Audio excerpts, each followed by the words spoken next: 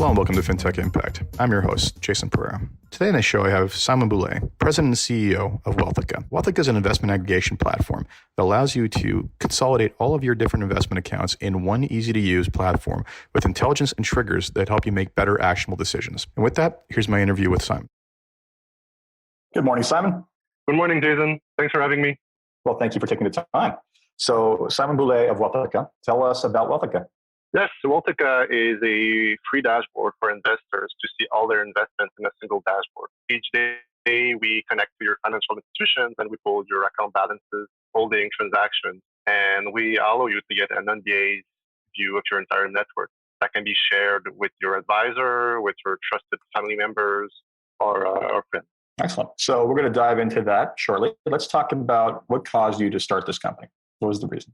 Yep, good question. So we started 4 years ago already. So we almost feel like we're an old startup. Me and my partner. Oh yeah, that's a dog's age in fintech. What are you talking about? Absolutely, and I mean, in the early days, connecting to your institutions and getting those data. We're not the first one of doing it for the banking side of things, but for investments, there was really no option. And me and my partners sold our previous business. And then a couple of months later, we sat down for coffee and we realized we had investments spread across 10 different financial institutions. And it was really hard, having the full picture, benchmarking the performance of the advisor, but for our own performance as well. Me and my partners, we're tech guys, so we like to buy the Facebook and Google, and so we set up Wealthica. So as core, the problem was you guys are spending your money in too many places and didn't want to consolidate in one place, and there could be a very good reason for that. Yeah, well, it's not so uncommon. I like what you're saying about having the investments or too many accounts spread out. Banks like to bring that and say, oh, you should have everything with us and we'll manage everything for you. But at the end of the day, it's quite common. You shop around, you can have your saving account, Simply Financial and Alternate Bank right now are those, I guess, having for saving account the best interest rates. And then, for your banking, you might want to use something else. Or you might have an employer that has a pension plan. So it's much, much more common. Everyone I know has an account or two, here and there. And now with the robos advisors, people, they're trying out those robos a little bit. So they're making some investments in the robos as well. So it's a fairly common problem. And we realize not only ourselves, but also a lot of people at the challenge we have. It's funny. It's not, I've had this conversation with executives, and for some reason, I guess because of in Canada, there's the banks control so much of the entire ecosystem. People think it's not as big a problem here as it is elsewhere, but I highly debate that. I mean, I don't think I've seen a single case in years of a new prospect where they didn't have money in multiple locations. And worst one being, I think it was 26 locations across 3 countries. That was an interesting one. I mean, don't get me wrong. There is value, or at least this is my pitch. Yes, you can, if you consolidate with one advisor, odds are your fees are going to be discounted, and therefore there's economies of scale there. But I mean, even in my practice, we have the pension accounts that we basically can't manage, or we have the client will have their play account somewhere, right? And I don't begrudge them that. And that makes perfect sense. And I can't have that in one place. So even the most rudimentary situations, it's not surprising that this was a problem. So 5 years ago, you discovered this is a problem. Tell us about how you started to tackle the problem. Yeah, sure. So we first looked at what was available online, and there was Mint, which is a pretty good platform from Intuit. They do a pretty good job at banking and budgeting, but for investments, they're terrible. And one reason for that is that in Canada, we have our little specificities. For example, around your tax prep, we use just a cause base, whereas in the US, they use something different. And our currency or exchange foreign investments for us Canadians, it's really common to have, 50%, maybe not 50%, but 40-something% of our investments in US dollar accounts or US dollar securities. Even on the market, maybe not everyone knows, but there's a couple, a handful stocks on the TSX that are traded in US dollar as well. Language, I'm sure you can hear from my accent, but I'm from Quebec, Montreal, so I speak French, and having a bilingual platform was something we built Wealthica from the ground up, multi-currency, multi-language, with all the Canadian specific entities. The account types, we do account types identification as well. So RRSP, TFSA, locked-in account. So really, we built everything from the ground up for the Canadian market. And well, it's interesting. Not so much for what you said is not just for the Canadian market. Theoretically, if you built that platform correctly for multi-currency, multi-language, multi-jurisdictional, you can roll that out any number of places. And I know you guys you're operating in the US, I believe, correct? Or are you looking Not yet. We're absolutely going to add US. That's something I'm not sure I'm supposed to say, but there you go. You get the exclusivity. But okay, well, this is airing for several weeks. You have a lot of time to make an official release. So it's an interesting little dynamic that I've discovered in doing this podcast is that there's really, you look at the way the US develops software, the way that most of the rest of the world develops software, is that it seems like the Americans develop for the US first, and they typically have the best first stab at this stuff just because they're more advanced market. But then they try to port it over to another country, and it just wasn't built for that, right? Whereas in Canada or elsewhere, we tend to develop with a multi-jurisdictional mindset. And that's why you have, I think it's funny, you find we have more companies that compete in multiple countries at a small level than the US will in a lot of cases. And the same thing can be said for other jurisdictions like Xero out of New Zealand, right? Like they did not create a New Zealand accounting software. They created a global software. So that worked out well. So, no, absolutely. Yeah. So basically tell us about the feature sets that you're offering. So you basically, beyond data aggregation, you guys are doing a number of things. What are you doing? Yes.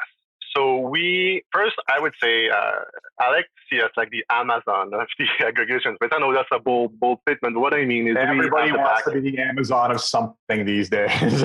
Yeah, all right. Well, it's a bold statement, but what I mean is we're fully integrated end to end. So we have the back end. So we have our own engines that connect to the financial institutions and get the data. And that's important because for investment, as I mentioned, there's the account types, the transactions, but your holdings as well. So we need a great deal of details with that data. So we looked at the aggregators and we realized no one has the data we need power our own platform. So we built the back end and we have our customer-facing dashboard, which is the end product. And user can go online and sign up for free, and then they connect their accounts and they get the reporting they consolidated the holdings, their transactions from all their investments. We're also rolling out banking as well. So until now, we've been extremely focused on investment accounts. We have support for about 60 Canadian investment account and portals right now. Platform. We have support for all major brokerage accounts in Canada, and we're adding banking so that they're going to be able to, see not only your checking account, but also mutual funds you might have with the bank branches instead of their wealth division. So that's going to be a huge plus for clients. So when you log in, you have all your historical transactions. We track your network account balances each day. You can also add your other assets, your house, your mortgage. You have a boat or a wine collection. You're free to add them as well. We do the currency. That's going to be an incredibly subjective valuation on the wine collection. I will say that much. well, for Bitcoin, people are a lot about cryptos. So we support cryptos as well. You can track. Well, that's going to be an incredibly terrible price graph, but that's a different story altogether. Yeah, absolutely. But the idea is really a Wealthica. The idea is to track your entire network, your wealth. That's only about investment. It's really adding the full picture. We also have support for, creating groups so you can invite your spouse, or if you're higher net worth people, they have their trust or their holding company, so you can create groups. All the sharing features as well. You can share with your accountant, for example, or with your advisor. So it's a great platform. I believe every investor should have a Wealthica account.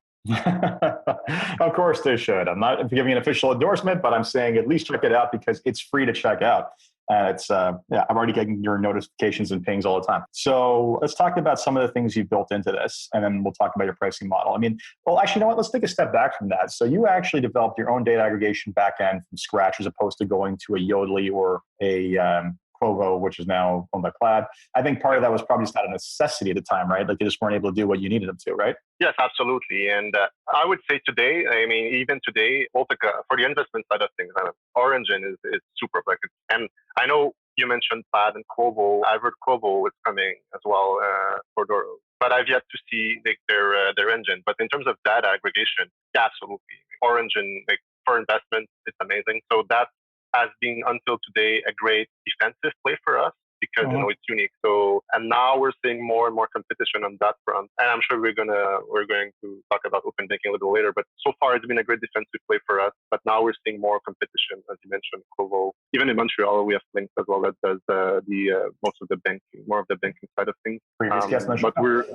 Yeah, so there we are really focused on the investment side of things right now. And as we add banking, it's not clear at this time if we're gonna use our own engine or if we're gonna use a third party for the banking. As a startup, to me, it doesn't make much sense to reinvent the wheel. But for investment, our engine is really focused on investment. So then the question becomes: are you currently contemplating, or have you sold the access to that engine as a standalone product to financial institutions? Yeah, so we're maybe could take a quick step at our monetization strategy because you mentioned the dashboard Sure. is free. We monetize our platform three ways. First, dashboard is free, but we offer paid add-ons to the B2C. So like investors come in platform, they add their investment. Right now we have a Google Sheet export add-on that's available for a monthly subscription where you can synchronize your transaction and your holding to Google Sheets for historical or even some fully replace the insane Excel sheet with your own macros and everything. Well, you can now create those sheets in Google Sheets and at Wealthica populate your holdings and transactions so you can use your own macros and your own formulas. So that's one way of monetizing. The second way is we have a white labeled version of Wealthica that's available for advisors and family offices. And we do have customers offering those to their clients. And finally, we're also making our engine available, just like a pure aggregator would do. So we are selling our licensing, our API, our engine to other fintech. So yeah, we do have customers on that front as well. We have integration with a pretty big software called Equisoft Wealth Elements. They're based in Montreal as well, and they use us for their API. And there's another fintech as well called Aggregation in Montreal that also use our API for connecting to the So now let's dive into what it is you guys do beyond the aggregation piece. So I'm seeing a number of different value adds. So let's go through them. You have your dashboard, transaction alerts. What are you doing there? Yeah, so on the transaction side, so we pull your transactions and we do, identification for you across your different accounts. For example, BMO and TD might categorize the same way your dividend reinvestment, for example. So we do the matching for you. We also do the security, all the stocks identification for you as well. And we are improving the transaction engine almost every day. So it goes a lot further than for banking you have debit and credit transactions, interest transactions, and the challenge is getting the merchant identification for a budgeting app. For example, you want to know how much coffee or how much grocery spending. For investment, it's the holding that's the challenge and transactions. So we do a lot of the heavy lifting for you at aggregating those transactions on the investment side, and this powers everything else in the dashboard. When you go to our reporting, we have fees report, realized gain report that does the adjusted cost base for tax proposed, and those are all transaction based. So basically, your Wealthica pulls your transactions, and then sometimes you'll have come in and identify something, and then our engine actually learns from those, and we improve the platform and the transactions almost every day. Excellent. Now, one of the ones I found interesting was the cash drag alert. Let's talk about that. Yeah, it's not necessarily something. It's an idea from my partner, Martin. The cash drag alert is just, as an investor, you get those dividends and you tend to forget, as a DIY investor, you tend to forget to reinvest those. So the cash drag is an email you can get when your cash in your account reach a certain threshold. That's a pretty nice, simple, so simple. At the end of the day, it's so simple. And by the way, the simplicity brings me to getting a bit ahead here, but to the document section. So we pull statements as well from some institutions, and you can opt out if you don't want to. I was going to get to that. That's interesting. So it's similar to a hub doc or something. So instead of having to go collect documents from their systems for, say, tax purposes every year, you're giving them one aggregated location for docs, correct? Yes, and absolutely. And you can upload your own documents as well. So, for example, you could upload your will, or if you're an advisor, you can upload your planning for your clients. But in terms of simplicity, where I was going is we generate small preview images of the statement. It's such a simple thing to do, but it makes statements so much more enjoyable. I mean, it almost makes the statements a beautiful thing. When you go that's a tall claim, my friend, given the look of most statements in this country. But why not? At the end of the day, the banks, and you could have a traditional listing like with the statement types and the date, but why not make it a little bit more enjoyable and generate the preview for those statements? So that's bringing simplicity, something that sounds so complicated for a lot of Canadians. Even recently with the disclosure of the fees CRM a couple of years ago, people are still not exactly sure they understand their statement, and a lot of people just don't look at them at all. So well, I mean, I share that frustration, and it's funny because I often I peg the blame on the lawyers, and the reason is because regulation, typically drawn by lawyers, tells us what legally has to be on there, right? So the threshold for what is legally required becomes the minimum bar for attainment, and there's no consideration for user friendliness in any of this, other than to say we need to make it user friendly. It's like, well, thank you. You just told me I got to drop all this information and overwhelm people, then simultaneously make it user friendly. Like, how's that going to work?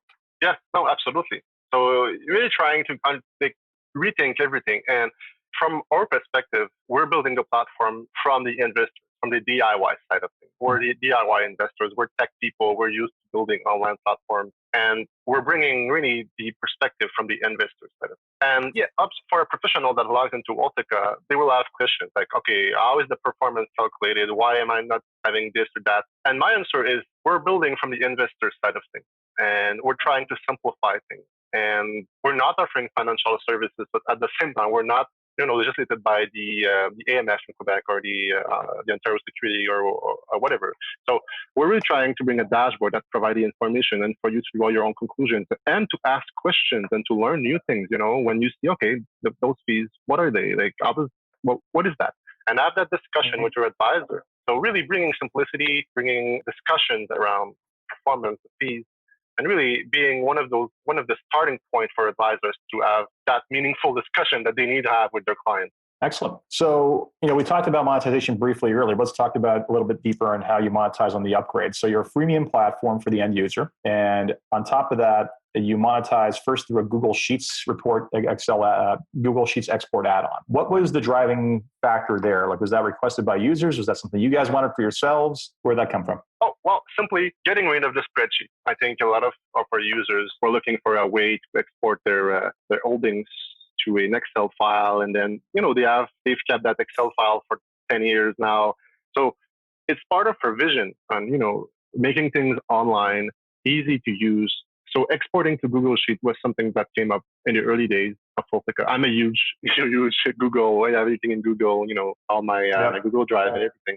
So it was natural. And the whole idea is really simple, super simple. Just getting rid of the spreadsheet and automating those spreadsheets. So the Google Sheets export add-on is the first paid add-on we have on the platform. And this year we're looking at adding more, but more importantly, also getting third parties on board. So as a developer or as another fintech, maybe you have an online platform. Usually, if you need the investors' data or the consumer data, usually you have to go to a Yodlee or to an aggregator or even to Wealthica and then do the development on your end using their technology to pull the data. And so we're leveraging this for third parties because what you do, just like the Apple apps, or maybe if you're familiar with QuickBooks Online, they have tons of apps on their platform. So we are leveraging the complexity of pulling that data from the institution and making it simple for any third-party dev with a little bit of JavaScript and HTML experience to build their own add-on into the platform. And we're actually released an open source library that allows you to integrate into Wealthica. So we have our own add-on that we are working on, and the Google Sheet export is the first add-on we have. But we are also working with other third parties getting on board, and we're going to announce 2 new add-ons in the next week, third-party add-ons. And anyone is free to use. You don't have to publish them on the apps on the add-ons, or you could just build it for yourself, and hopefully you would share them with our users. But it's so you're not charging 30% per transaction. Is that it? Sorry. We are actually. We are. Okay, so you are an app store. Okay. If you're selling that add-on on the platform, we are taking a share of their revenues. So we're not charging you to be on the platform. So you're saving on the aggregation cost and you're saving on some of the development costs as well. And we take a transaction percentage. That's the business model for the add-on. So in the early days, that's my strategy here. No, it makes sense. You're sharing the monetization. You bring value to them. You already have one third-party add-on with StockScanner with Share Alpha. So you're able to provide, I guess that makes sense because the analytics that you're not providing, nor is that core to your business, can be provided by a third party. So, I think there's several people I've already interviewed on this show and other people I've talked to and turned away that basically would benefit from a deep integration into what you guys are doing.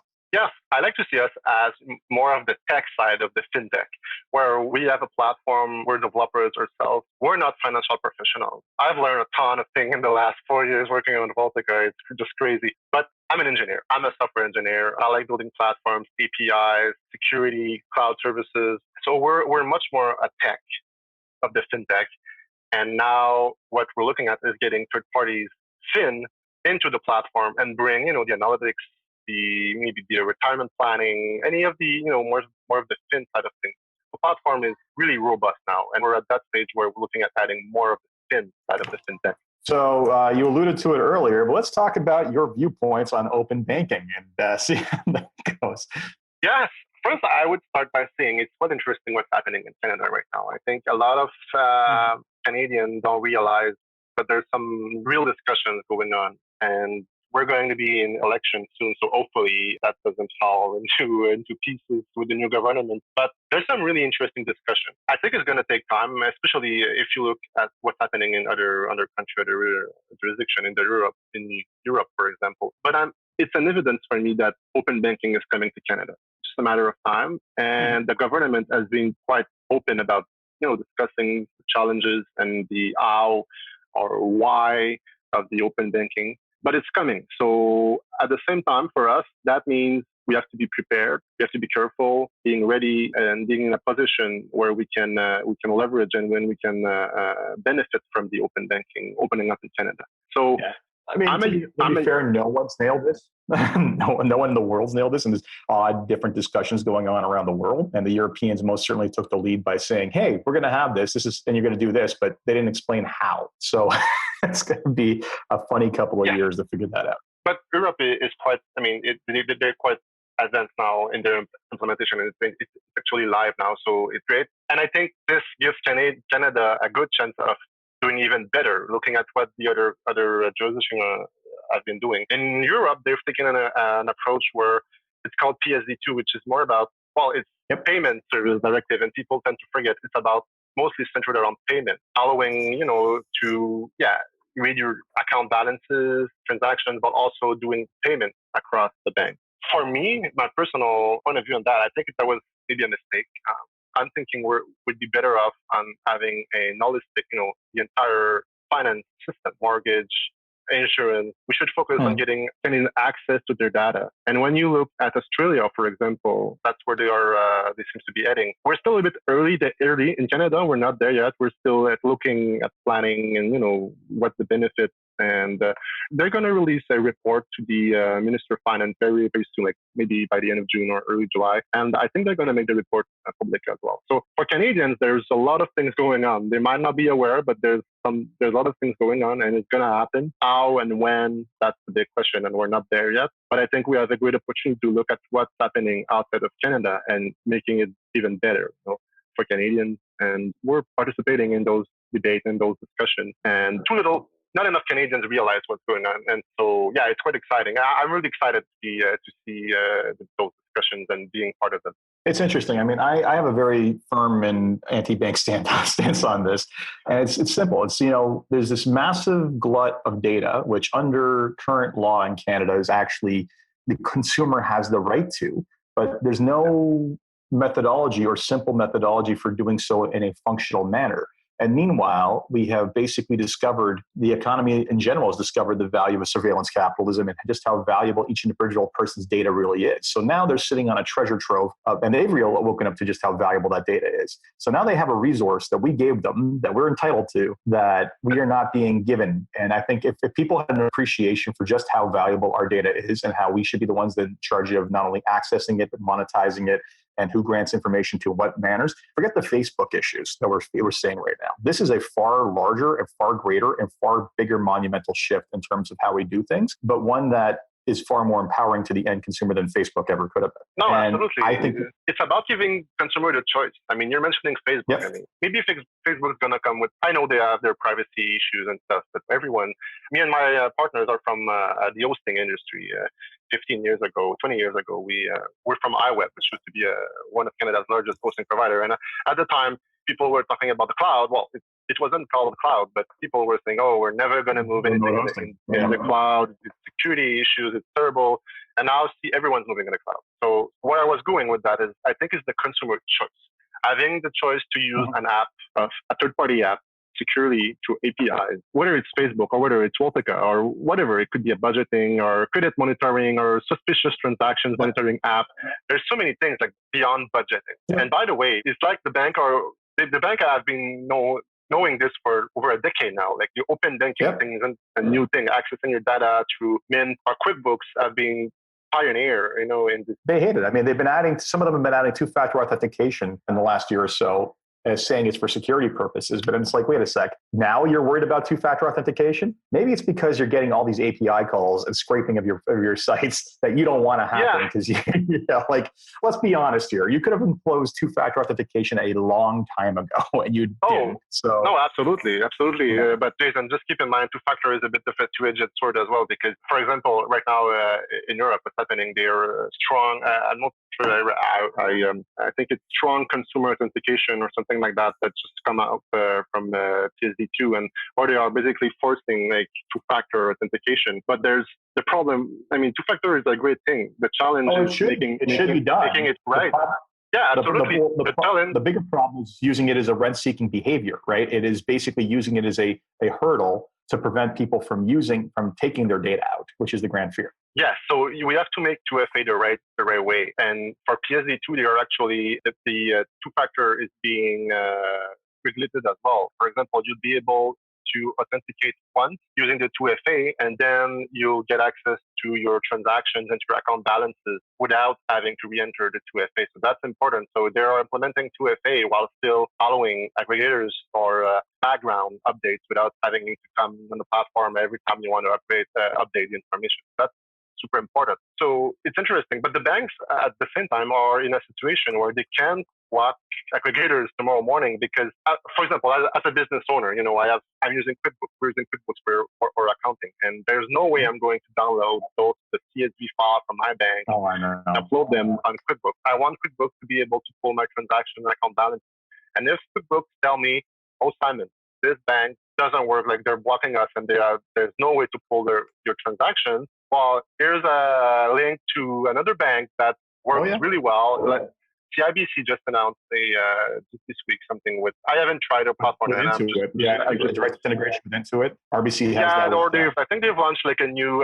It's integrated on the CIBC side. But my point is that they are in a situation where they've been tolerating this for over a decade now, and at the same time, in their term of services, they are discouraging their users from sharing their credentials, which totally makes sense. But on the other hand, the aggregators like the QuickBooks, the Wealthica, and the Mint of the world, where that's the only way we can authenticate with the banks is using your credentials, which is pretty sad. Well, I mean, I have more than one time complained about one particular bank with the blue logo, basically taking the stance that, and they were the first ones, I think they're all doing it now, saying, if you use your card on an aggregator, you've invalidated your fraud protection. So if you use an aggregator, too bad. Oh, but by the way, we provide an aggregator, so go ahead and use that. And it's like, excuse me? That's insane. That's absolutely. Our national. Just waiting for someone to challenge them in court. Like it's like, oh well, you know what? We know this is not defensible, but we're going to let you challenge this in court. Like that's basically the stance, and it's just ridiculous. It's a terrible. Think about from the ridiculous standpoint that you're taking in terms of your consumers, right? Like what a terrible way to treat your consumers altogether. No, absolutely. That's my rant. So it's a tricky question, and I just want to again. I'm dropping some names here. I hope you don't mind. But National, a couple months ago, they haven't been too vocal about it. But now, as a National Bank client, you can connect your TD mortgage in the National Bank portal, and you can have access to your transaction. So they've added aggregation into their own banking portal. So it's coming. It's inevitable. But it's coming. But here's the thing. In the long run, I think in the short run, sure, great. They all get to collect data on each other. In the long run, they know this is a losing game. Who's going to choose to aggregate through the one bank they're using today if they're using 4 banks? The reality is it's going to be guys like you who sit neutrally in the middle that are going to be the ones that are going to say, you know what? I prefer this independent service that doesn't matter if I change the bank or my credit card or whatever. This is the reason why Mint.com is bloody huge and other banks' data scraping technologies are getting nowhere. It's because, you know what? If I change vendors, I don't have to change my entire platform experience. Absolutely. Right? Yeah, So absolutely. yeah, so they have a right to, congratulations, go ahead, start doing that. In the long run, this is a losing game for you guys because you're going to choose one of 5 silos that are commoditized versus an independent, better player. Good luck to you. Yeah, absolutely. In Europe, that's exactly what's happening. Like bank are back into the back end, or they have the money and they do the keeping and everything. But people use third-party apps. So you install an app on the apps from the App Store, and then you can manage your bank account just like you do currently with your the bank apps. So they're making the bank apps obsolete, or at least they're adding competition on the bank apps because of the open banking the E82 they have there. So you mentioned being an independent platform. That's important as well for us. So we're really bringing we don't have any of the banks on as an investor in Wealthica. We're still, by the way, we're still self-funded, me and my partner. Mm-hmm. So we're at the luxury of not having the pressure from the VCs or from the banks. So you're not on the treadmill. Okay. Yeah, and I'm seeing this as a competitive advantage for the fintechs as well, adding the aggregation in their platform. And if the banks don't do it, they're going to lose on the competitive side with the other fintechs or smaller robos are going to have the aggregation. And if you look in the US, by the way, most of the robos, or the robo-advisors, most of them have aggregation built in. So it's definitely coming. And I think the banks, they'll have to add it as a competitive advantage because everyone's going to have it in the next 5 years from now in Canada, I think. So yeah, it's an interesting trend and definitely something that's gaining momentum. So before we wrap up, let's go to my typical 3 questions. So the first question I have for you is basically, if you had one wish for something you could change in the industry, your company, whatever it might be, what would that be? Well, I can't stop thinking about open banking. So my wish is that maybe Canada takes time and agile and smart approach to look at what's happening in other countries. And, we have a chance really make things better and succeed than the open banking or open financial data side of things. So I hope we are going to focus on data access first and payment later. So that would be my wish for the future. And also, I'd add maybe I wish consumers start to realize that they are in control as well. They can decide to move to a more open institution. It's their data. Yeah. And some institutions work better than others in Wealthica, and that's because they're more open and they're not fighting us back, and they're making it a little bit easier for us to access their data. So I'm wishing Canadians start to realize that they are in control as well, and there are excellent alternatives that are more open on the Canadian market as well. Yeah, well, unfortunately, we tend to be too nice on stuff like this. I know. And we hear this a lot. People are complaining their account isn't thinking in Wealthica, and then but you can use, again, I'm doing some name dropping, but Questrade, Wealthsimple, Interactive Broker, Wellbar, those guys, they all have APIs. Oh yeah, it's fantastic. It never breaks. Yes, absolutely, and so those are good alternatives.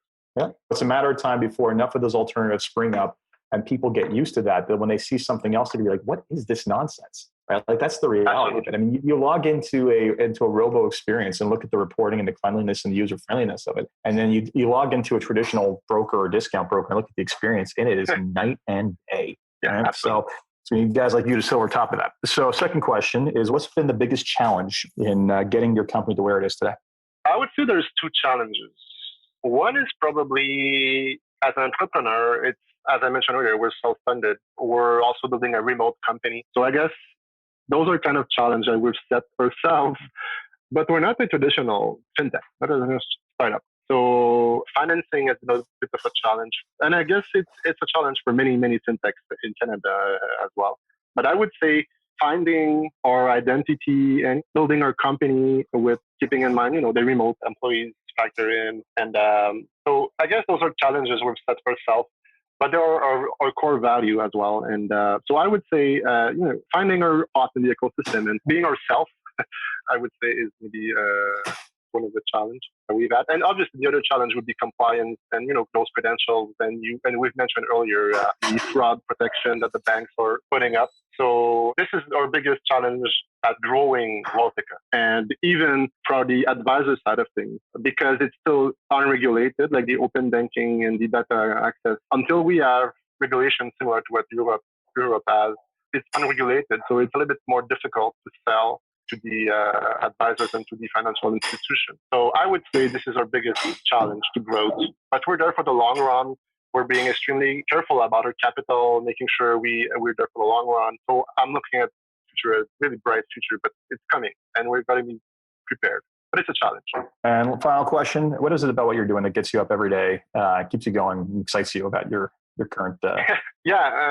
Great question. Personally, I would say what makes me proud and wake up in the morning is really, knowing that I'm making a difference for Canadians and that I'm actively working toward a more open financial system in Canada as an active player. And I'm so grateful to all our users that are really, some of them are really like quite intense. Like they are a bit tired of the banks and they want us to succeed so hard, and they're so good. So with their encouragement. So really, short answer is knowing I'm making a difference. I'm sure there's many entrepreneurs that would be in line with that. But that's so grateful. Like knowing you're making a difference to other Canadians and to other people around you. That's really what drives me to continue pushing hard on Wealthica and making open banking, financial data a reality for Canadians. That's really what makes me proud and excited about what we're doing at Wealthica.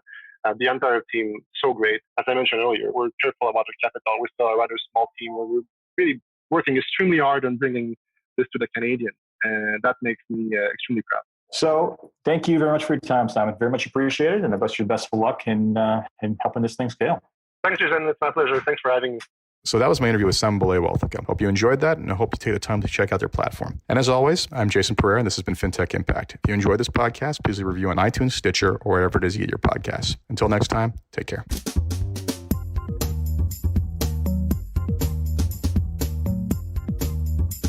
This podcast was brought to you by Woodgate Financial, an award-winning financial planning firm catering to high net worth individuals and their families. To learn more, go to woodgate.com. You can subscribe to this podcast on iTunes, Stitcher, and Google Play, or find more episodes at fintechimpact.co.